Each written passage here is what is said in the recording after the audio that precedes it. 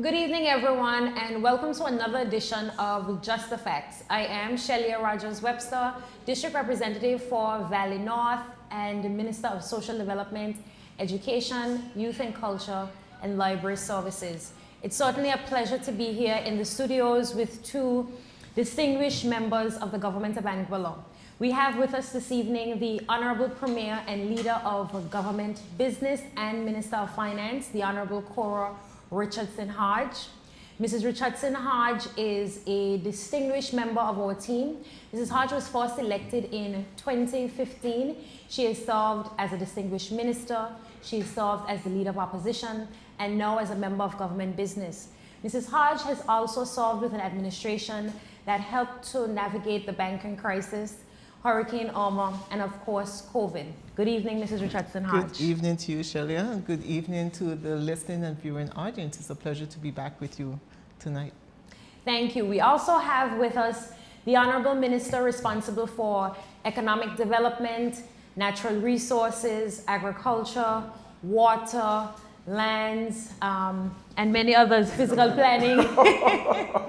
Mr. Kyle Hodge was first elected in 2020 and has served with distinction under two separate administrations. Mr. Hodge has also been the highest vote getter in the last two general elections, which speaks to his continued connectedness with the people of Anguilla. Good evening, Mr. Hodge. Good evening. It's a pleasure to be here, and thank you for that really good introduction. Thank you very much to everyone.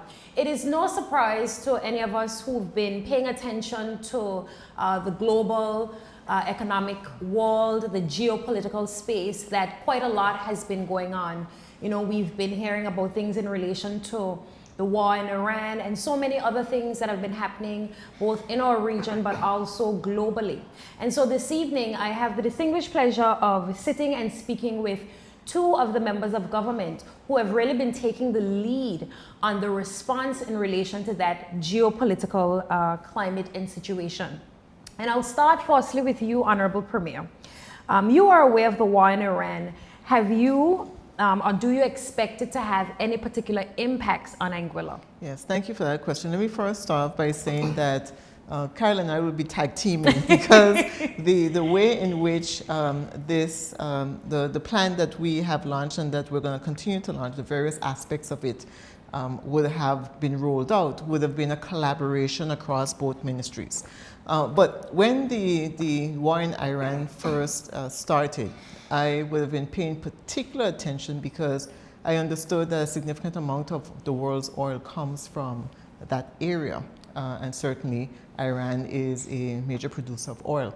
And so the impacts in this region would undoubtedly start to become apparent in the weeks to come.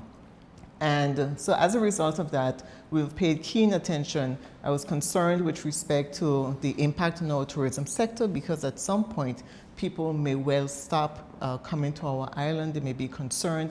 They may want to stay close to home. I am concerned with respect to the impact on our cost of living, the volatility of the fuel prices and what it means for our country as a whole. So the volatility in fuel prices affects the cost of food in our country because we import everything. It impacts the cost of fuel, so the shipping costs coming into the country, when our retailers import, that cost is added as well to their cost of goods, and so when they put it on the shelves, that cost is usually passed on. And so it impacts our electricity costs. So at ANGLEC, we can expect to see our prices going higher if the cost of fuel is high. And so you can see the number of effects. And so while it is that we are so far away from the war in Iran, we are, like every other part of the world, we are affected. And we are expecting to see that impact for as long as the war continues and perhaps even sometime after. And so what it required was for us to be proactive in thinking about how we can deal with this, how can we protect the people of Anguilla for however long we can. And what that means is that government has to absorb some part of those expenses to a certain extent because we are concerned about the most vulnerable in our society. we are concerned about homes, we're concerned about businesses. And so all across the country, we have to look out for everyone and find ways in which we can continue to preserve our standard of living for as long as we can. Thank you very much for that, Premier. I think that was excellent. And one of the things that I got out of it is certainly that, one, you've been proactive. So from very early, you identified that this would potentially have impacts on Anguilla and started thinking about how we would be able to respond in an effective, systematic, structured way. Because while you also have to look at making sure that you ease the burden on the people of Anguilla, you also have to balance that with making sure that you make decisions that are responsible, that also protects government's ability to be able to still function and operate and provide essential services to the same people. So it really is a balancing act, making sure you ensure that the public is protected, but you also ensure that government as a whole is also maintained and is able to function effectively. Premier, can you tell us a few of the steps that have been taken thus far to be able to respond to the situation that we find ourselves in? Yeah, so I'll just touch on some because I know the minister will have been involved, particularly as it relates to the fuel prices. As many persons may or may not know, the fuel, the limits, the fuel max orders are generated through the Ministry of Economic Development. So there's a collaboration, and so certainly in this case, what we looked at and what we're taking measures in terms of addressing would be the imports, the cost of fuel imports, the import duties, the customs surcharge. We have looked at the rates, the fuel surcharge at Anguilla. We've also looked at, and today we would have given instructions to the Attorney General's chambers to amend our Customs Act to make provision to change from cost insurance freight to free on board for a period of 3 months. And so Shellya, all of this are measures that we have been working on for weeks. And it's important that when we take these measures, we have information and data that backs it. And so that's why we can say, for instance, that the cost of the government of Anguilla subsidizing the cost of fuel. So when I say that, currently fuel is at 42 cents, the fuel surcharge at Anguilla is at 42 cents per kilowatt hour. And it's anticipated to increase to 88 cents. In order for us to keep it at 42 cents per kilowatt hour, the government of Anguilla has to pay the difference. So the cost doesn't disappear, it simply means government absorbs. Correct. So one of the measures, and it's a major measure that we've undertaken to the tune of $6.5 million, is for the accommodation sector, and only for the accommodation sector, the fuel surcharge will be at 65 cents per kilowatt hour for the next 3 months. And that will remain, so anything over that, the government will be absorbing that difference. For all other sectors, other than the accommodation sector, and the accommodation sector would be hotels, villas, and guest houses. Other than that sector, everyone else is capped at 42 cents per kilowatt hour for the next 3 months. And that includes residents, it includes businesses. We use the term in our press release to say domestic customers. And in the context, government context, domestic means local. And so for all domestic customers, except for accommodation tax, they will be, the accommodation sector, they will be capped at 42 cents per kilowatt hour for the next 3 months. And I know some persons are saying, well, why 3 months? Why not 6 months, a year, etc.? The reality is we don't know how long the war is going to last. And so it behooves us, it's important for us to continue to pay close attention to what's happening. And by setting it at 3 months, it means that we have to we'll continue to stay abreast as to what's happening so that once that time starts to get close, we can make a decision whether we need to continue it again, whether we need to transition to some other thing. So it doesn't mean that it comes to an end and disappears. It means it gives the government of Anguilla the opportunity to look at it and determine how we move from that. I think that's an excellent point, Premier, because as you indicated, giving us 3 months allows us to collect additional data, see how we're performing within the next 3 months. The situation may worsen, and you may need to do more extreme measures. Yes. Outside of what you initially did in the 3 months. However, the situation may actually improve, and you may be able to shift and do other things at that period of time. So I think it's important for the general public to understand that the 3 months is in the initial phase. We will continue to reassess. We will continue to look very closely at the data collection, because data collection is critically important.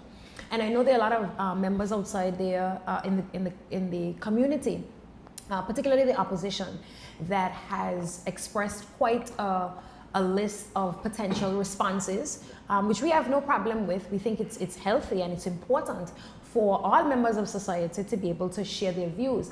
But I want the general public to understand that it is critically important for any administration to look at the data that you have available, make sure that government can take on and can withstand and manage any sort of things that government implements. Because obviously we still have to manage education, we still have to manage healthcare service provision.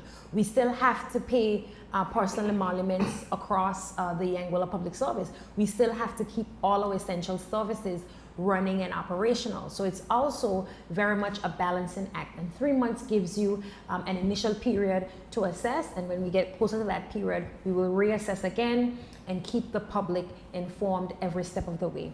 Right. I take this opportunity to shift now to Mr. Hodge. Mr. Hodge, as the Premier indicated, both of your ministries have been working very, very closely in leading the charge on the response to this geopolitical situation. Can you tell us, Mr. Hodge, what assessments yourself and your team conducted on the impact of the war on Iran, and what aspects have your ministry been looking at? Well, even before I start to answer the question, I want to go back to your opening and how you introduced the Premier, because you spoke about how the Premier now Premier, she would have gone through the banking resolution crisis. She would have experienced Hurricane Irma, and also she would have experienced COVID-19. So I would not want to be under any other leader but the Honorable Cora Richardson Hodge. We have also developed a synergy, because we would have dealt with the GST relief plan as soon as we got into office. So the Ministry of Economic Development, Ministry of Finance, we have that close bond where in times of crisis, we work together closely. We're also across from each other. So that helps. Very conveniently. And I appreciate that, because we can always knock on each other's door and have a conversation. And it's important to just, in the middle of the day, if there's something that's bothering you, if a headline that's coming across the news, it's important to just have that frank discussion as to what's coming. So we have that relationship, being in the same building, just a few steps away. Going back to the beginning of the Iran war, we would have even galvanized a team of people in the business community, because it's important from my ministry, Economic Development, that I speak to the business community on a regular basis. So those folks who are in supermarkets and hardwares, those folks experience in economics, macroeconomics, microeconomics, we have met with them maybe over 5 weeks ago.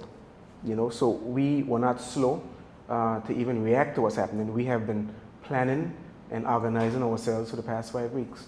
So the reason why we are able to now put these measures in place is because we have consulted. We've consulted with the private sector. We've consulted with the shipping sector, because when the increases were released, I think that was the ultimate trigger to get things moving. We were always paying attention, but in order to act, you have to have something to act upon. So once we realize, what's going to happen with freight and how drastic the increases will be, that's when we decided, okay, this is what we'll do. We started off with 3 measures, and the 3 measures, the Premier eloquently went through those measures, and it is just, it's our response. It's our response to bring a cushion to the general public who are consumers, the business sector who are importers. It's important to make sure that we have a balance as it relates to how we can negate the negative impact of what this war will bring. We don't know when it's going to end. and that is the hard, sad truth. But as a government, we have to be prepared to cushion as much as possible. I mean, we have to be flexible as well. And people ask, why 3 months, right? Yeah. They keep asking, why 3 months? Or 2 months in the case of the import duties. Right. So, I mean, 3 months, it just gives us some time to collect some more data, because we are already aware that we may have to extend. That's not a doubt in our mind at all. It is now how far can we extend when we go back to it the next time. So 3 months just gives us a little breathing room to consult more people, to get engaged with more technocrats, to get engaged with even a wider audience in the Caribbean region. It gives us that time, but we needed to act swiftly, and I believe we have acted swiftly. The freight increases, I think they come in effect on the 6th of April. Today is the 31st of March. So we are still working through all of the nitty-gritty stuff in order to see this thing implemented. Yeah. So it's been a tough 2 weeks, 3 weeks, going back and forth. Yes. Because to make things happen in the public sector, in the public service, is not easy. And everybody knows that. Yes. So to get to this point, it took a lot of effort from us. It took a lot of effort from the technocrats and the permanent secretaries and what's not. So, it's a collaborative effort. This is no time to be criticizing. Yeah. This is a time for all hands on deck. Yeah. And I wish that, those who are being very critical could understand that we need to be together in this. Yeah. No, I agree with you very much, Mr. Hodge. And I want to remind the general public once again, because I think repetition is important. There are 3 main areas that we have responded to. One is fuel at the pump. So we have removed duties and the administrative costs associated with the importation of fuel. Yeah. So that is at 0 once this measure is in place. Also the electricity costs. So we are maintaining the electricity costs at the 42 cents per kilowatt, as opposed to taking it up to the 88 cents, which based on the calculations of Anguilla, and the cost of the fuel is what it is likely to be. And it's important to note that government, not Anguilla, government is going to be the one that's going to be subsidizing that difference. Critically important. The Premier indicated that that is a $6 million undertaking in this short period of 3 months. So it's quite important to put those things into perspective when people talk about using reserves and funding these mechanisms. We're doing just that. We are using government's resources to be able to fund these things. We're responding to that, and it's important for us to put a real dollar value at how much these things cost. So in that 3 months, in relation to just the electricity alone, we're going to be spending about $6 million, which is quite a lot of money. Yeah, I mean, it's a 3-pronged response. Correct. And if I'm not mistaken, Premier, you could correct me. It's being funded through. It's not being funded through any reserves. It's not being funded through any supplementary budget, but through excess revenues that are coming in. Correct. So it goes to show that the economy is also doing well. Performing well. Correct. I just drove up the road and I saw some restaurants really busy. I saw lots of private jets on the airport. So the economy is handling this immediate response. So it's not dipping into the reserves as yet, or any kind of extra budget. What do you call it? Supplementary budget. Right. Yeah. So which is important. So again, fuel at the pump, electricity costs, and freight costs. Yeah. And Premier and Mr. Hodge, there was something that you guys indicated earlier. There's a process in all of this, and I want you to quickly take us through that process so that the general public understands how do you go from having an intent, a policy intent or a policy direction, to actually being able to implement that particular policy direction. Yeah. Take it from fuel? Yeah, so I mean, it has to do with just gathering data, just analyzing world trends, paying attention to the imports, speaking to the major importers to find out what they are seeing, what they are forecasting, and then taking all of the data, all of the information, and then doing different scenario planning, because, you have to figure out how long can you do the force measure for, and based on the data collected from the force measure, then you determine, what physical space you have to go the extra 3 months or 6 months. I think what the public needs to know is that this is just the force measures that we are putting in place. We understand the negative impact that, prices increasing will have on the ordinary family whose salary is still the same. We are taking all of this into account. The businesses that are facing increases on a weekly basis, we understand that, your prices, if you don't have some kind of ease, your prices will have to adjust. So, it's very difficult, very tedious, but you just have to speak to everybody. We have to commit the time, and we have done that.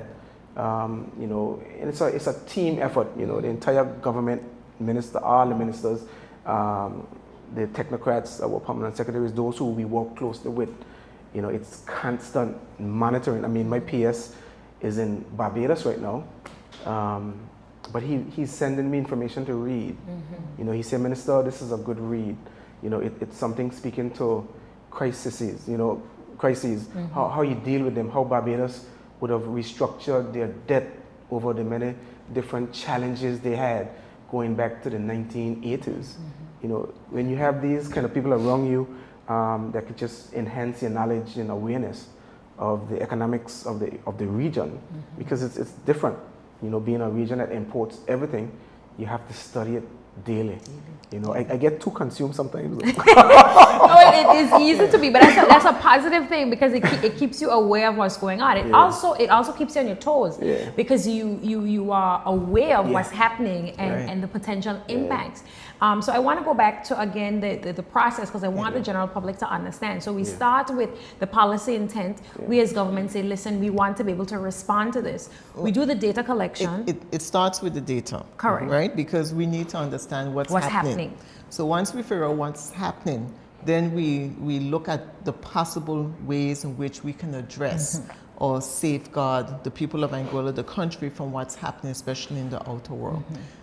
Once we do that, we're able to determine the policy direction we want to go. So we look at everything. We look at the minister made mention of physical space. What that means is our financial ability to be able to take on some of the costs that we know that we need to take on. And so we have to look at how much money is going to cost. And so everything that we've done so far has been backed by data. We were able to calculate it's going to cost $6.5 million. And so before we make the policy decision final, we have to gather that data so we know how much that's going to cost the government of Anguilla. The removal of the import duties and the customs surcharge is to the tune of EC $1.6 million for the 2-month period. That again is backed by data, so we can assess the amount total that we're going to be spending, or we're going to have to expend to be able to cover the difference, or the amount that we're going to give up or waive in order to ensure that costs remain as stable as possible in the country. We're also looking at LPG, cooking gas. The data has recently come in, but it's still being assessed. So once we're able to assess it, we'll take a look and determine what we can do in relation to LPG. And as I mentioned as well, the additional measure that we are asking the Attorney General's chambers to take on board is we have to amend the Customs Act. And so although we are due to have our session in the House of Assembly for the new session on the 14th of April, we might well be going before, because once the legislation is drafted, we're going to take it to the House of Assembly. It's going to be approved in Executive Council, go to the House of Assembly to make sure that we change from the cost insurance freight calculation to the free on board. And so when I spoke about the measures yesterday, those are the measures that we can put into effect as quickly as possible. Yeah. The LPG is something that we're looking at doing, as well as the legislation. Once it goes to the House, we can enact that as well. And so what we've done is we've looked at stages, things that we can do immediately, things that we can put in place to address the immediate concerns, and things that may take a little longer, but still that we need to ensure that it gets into, that we put it in place. And so we still have to do the calculations in terms of changing from the CIF FOB, but we know that irrespective as to the cost, it's something that we need to do for the short term. And so we're progressing on that basis. I think that's excellent, Premier, because I think sometimes the general public doesn't have an appreciation for the steps that need to be taken in the process of making those changes and adjustments generally. So I'm happy that you were able to go into detail. And you answered my next question, Premier, because I was going to ask if you are contemplating any further measures. And you just mentioned that you're looking at the cooking gas, which again is a critical area that is also important as well. But I want to shift gears for a bit, Premier, because we've talked about a lot of the government measures, which is critically important. But I think it's also important for us to speak to our consumers as well and the general public about the things that they can do as well to be able to respond to this crisis and to alleviate things at their level as well. And I'll start with the electricity, because that's the most immediate one that I know persons can respond to in terms of conserving electricity and different things that they can do to minimize their use, because it all has an impact and implications. Are there any measures you think that the average citizen can take within their own right to be able to help respond to this geopolitical climate? I would want to talk about fuel. I don't know, you want to start, Premier? Yeah, I can start. So it's a collaborative approach. While the government of Anguilla is taking these steps and we're absorbing the costs for as long as we can, at the end of the day, we have to work along with the people of Anguilla to be able to ensure that we do what we can. So for instance, turning off lights and electricity when not in use at the government buildings, at home, not running your air conditioning units when you're not there, paying attention to your fan, your lights on. These are the kinds of measures. Even if you're leaving your car, and don't leave the engine on with the gas running. The reality is one of the concerns that one of the things that we've uncovered in this exercise is that we do not have an unlimited ability to reserve fuel on the island. And what that means is that our fuel capacity may last 3 to 4 weeks at the most, because ANGLEC on its own consumes a tremendous amount of energy. They may have some storage, Delta Petroleum may have some storage, and the SOL may have some storage, but collectively it means that worst case scenario, if something happens and we cannot get oil or fuel to this island, we are going to have to look at stringent measures.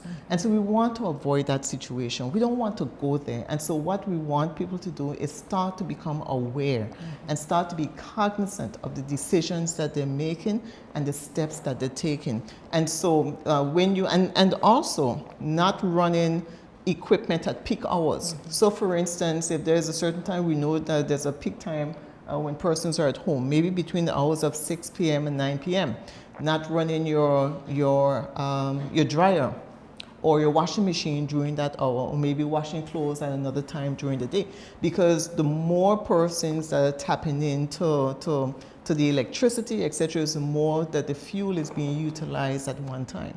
And so we may want to consider doing certain things that draw a lot of electricity in the off periods so that we don't put that amount of pressure on our electrical grid. Yeah. I mean, I think that as a people, we may feel that our habits should not change because, we aren't hearing bombs. We're not seeing buildings, catching a fire.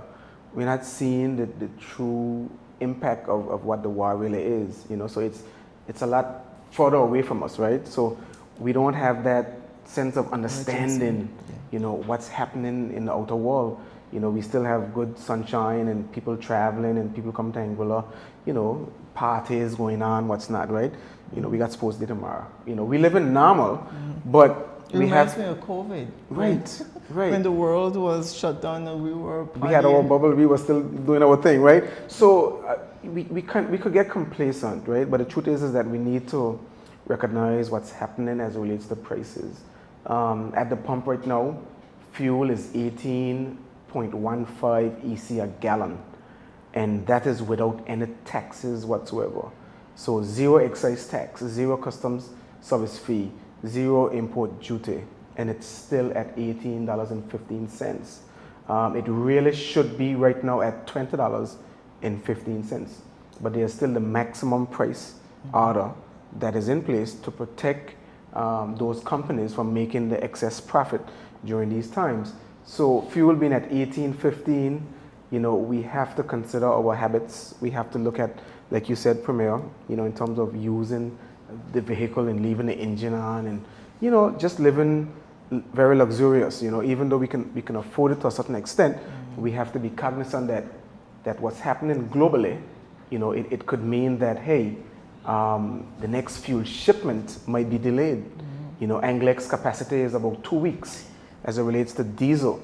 Even though we are speaking to them about increasing the capacity right now, we don't know exactly when, they'll be able to move from having a capacity of 2 weeks to having a capacity of 4 weeks or 6 weeks.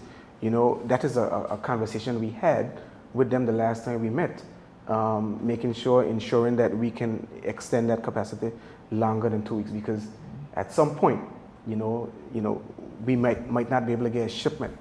And, this is what we're going through right now in Anguilla.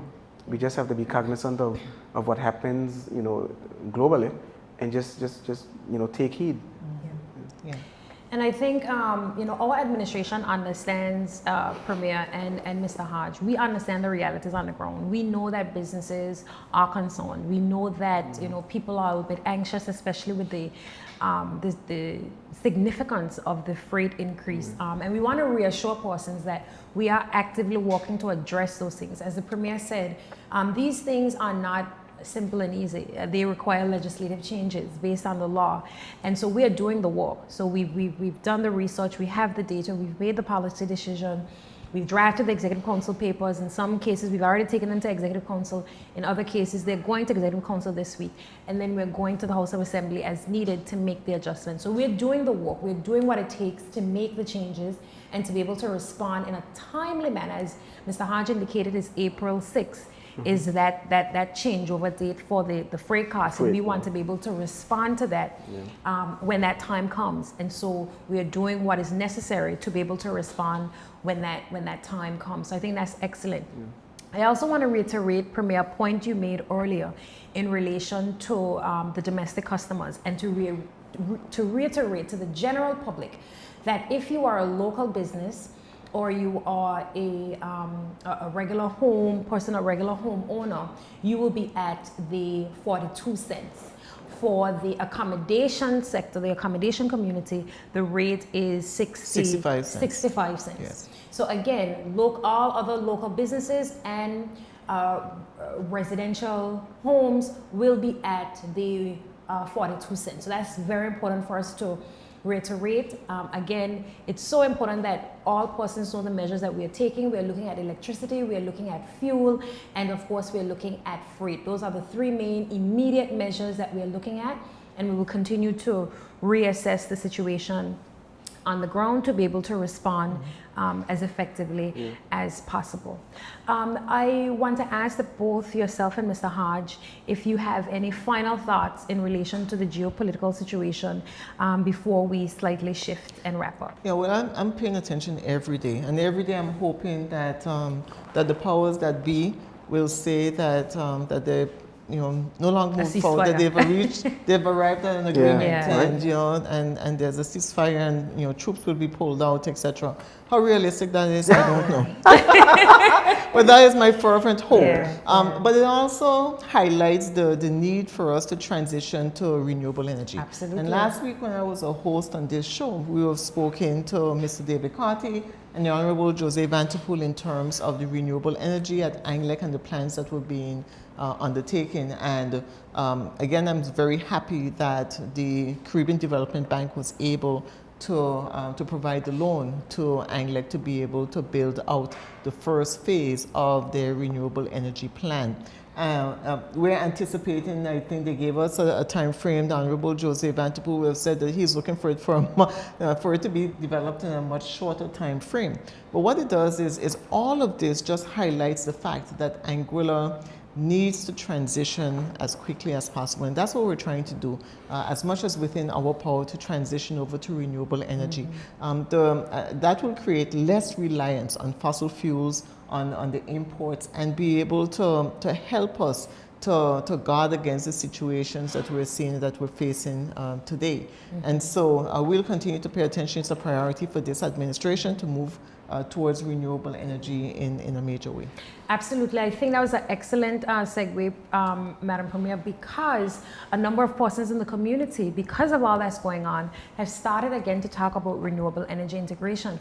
And that's critically important. And I want to remind the general public that government has played an essential role in helping ANGLEC to move towards renewable energy. Because as you're aware, Premier and Minister, one of the key contingencies for the CDB loan was ANGLEC having the requisite land to be able to do the solar farm. And the government of Anguilla would have stepped up and would have leased a considerable amount of government land to be able to make that a reality.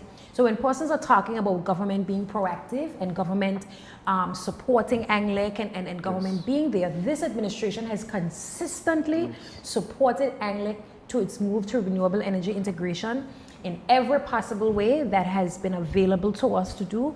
We support the move that's happening, and we will continue to drive it to encourage ANGLEC to move there as quickly as possible. And I want to reiterate that the government of Anguilla was not required to underwrite any loan obligations or provide anything to the CDB other than to confirm our interest in supporting ANGLEC to move towards renewable energy. I want you to repeat that one more time, Premier. And the reason I'm asking you to repeat it is because under the previous administration indicated that ANGLEC required the government of Anguilla to sign off on the CDB loans. I want you to repeat that again, Madam Premier. The government of Anguilla has undertaken no obligations in relation to the loan that CDB has extended to ANGLEC.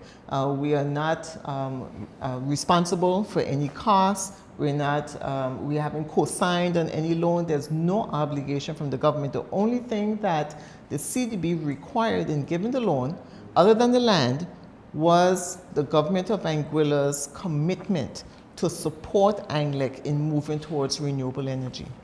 Correct.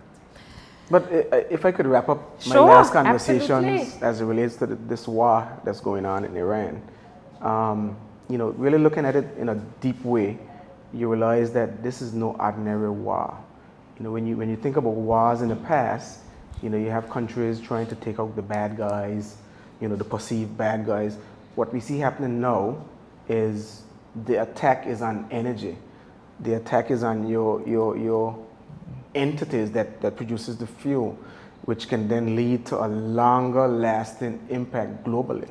So even though we might see a winding down of this war in a matter of weeks, months, the infrastructure in these countries that produce the war will take some time to be rebuilt. Even those countries are not directly involved. And we're now seeing as well other factions, other groups now becoming part of the war. So it's weird. It's different. It's something we're paying keen attention to every day.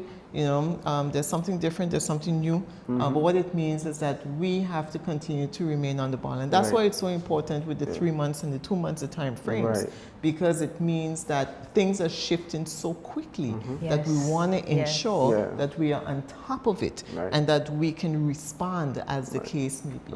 And while I feel that tourism, will be fine, because we already seen where tourism is shifting. People who were booked at Four Seasons in Dubai, they rerouted to Four Seasons in Anguilla. That's one little positive aspect of this. So while our tourism season may still do well, we have to monitor costs and be able to control that impact on our people. So, it's I suppose as balance. Minister of Finance, I can afford to be more jaded than you. Yeah, I'm looking at the numbers. You're very Yeah. much positive. I'm looking at the investor confidence as well that Yes, continue. It's all right? there. I mean, Yeah. we have, thank the good Lord. I think Yes. the Lord has really blessed us. Yes. Yeah. But we also have to be aware and be prepared for any Yes. eventuality. Yeah. And I think as government is preparing, it's also very important for each member of society to prepare as well. You know, we're having a very positive tourist season right now, but we do know that the tourist season eventually tapers down. So making sure that we're doing a little bit of saving of some of that service charge, wherever possible, those sort of things, to be able to prepare for those periods in the event that it comes. Yes. And as Mr. Hodge said, right now the numbers are doing very well. I'm getting good responses from the taxi drivers, from the restaurants, and even from the resorts. So that's a positive thing. That's a positive thing for us, for the island. You're seeing construction is happening. You're seeing good responses in those areas as well. So that's a very positive thing for us and our economy generally. But we have to remain, as the Premier said, vigilant. There's something the Premier said earlier about being vigilant. Yes. Being vigilant allows you to prepare and to be able to also respond effectively when you need to. So Mr. Hodge and Honorable Premier, I thank you guys for all the work that you have been doing on behalf of the entire AUF administration, the government of Anguilla generally, on the mammoth task that you've undertaken to be able to respond systematically, strategically, and most importantly, effectively to the geopolitical space that exists. And I encourage persons to share this program, rewatch the program. If you have any questions about the responses, please reach out to your elected representatives. We are happy to explain to you, what is happening, what's going on, what the measures mean for you in dollars and cents. As we indicated, $6 million, over $6 million is being spent on the electricity alone. In relation to the fuel, we're spending another $1.5 million. And of course, then you have to consider in relation to freight. That's another calculation that we will have in the general public domain eventually. But also, Madam Premier is also going to be on Class FM at 11:30 a.m. tomorrow to explain, again, a bit more of the measures, really to keep the public informed, because we recognize as an administration that it's also not enough just to do the measures. Yes. We need to effectively communicate to the general public. We need to make sure the general public understands the implications of the measures, but also what the measures cost for the people of Anguilla, because this is the people's money that we are spending. So it's important for them to understand the financial implications and them to be aware of why we took the necessary policy decisions. So again, 11:30 a.m. tomorrow on Class FM, the Premier will be there again to speak about the response to the geopolitical situation. So again, Premier and Mr. Hodge, thank you for your time. Thank you for your hard work. And we look forward to continuing to monitor the situation globally as well as locally to be able to respond effectively. Yes, thank you very much, Shellya, and I want to thank the people of Anguilla as well for their support, for their encouragement as we go through this time. Yeah. Right. I mean, I continue to get feedback from people, businesses, consumers as well, and I appreciate the rough approaches because some people come to you very aggressively, and you sometimes have to take a step back. And not really try to match that, but to understand that there are different frustrations out there. Absolutely. So I just appreciate the feedback from everybody, who take the time out to send me a WhatsApp or take the time out to give me a call to talk about the issues that they're facing, in their circle. Yeah. So it is much appreciated, and just continue. You could drop the edge sometimes. It's healthy though. I always say in a democracy, it's healthy to have those varying perspectives. Yes. Yeah. And we as leaders need to be able to effectively respond to those in a very measured way. So I think that's very healthy in a democracy. So I encourage persons to continue those dialogues and conversations. So again, that brings us to the end of our Just the Facts program. Over the next couple of weeks, we're going to be having some other exciting Just the Facts program. We're going to keep the Just the Facts program relevant. We're going to give you a deep dive into some other areas of the Anguilla Public Service and some key measures that are being undertaken in other areas as well. So again, have a pleasant evening and stay safe. Thank you.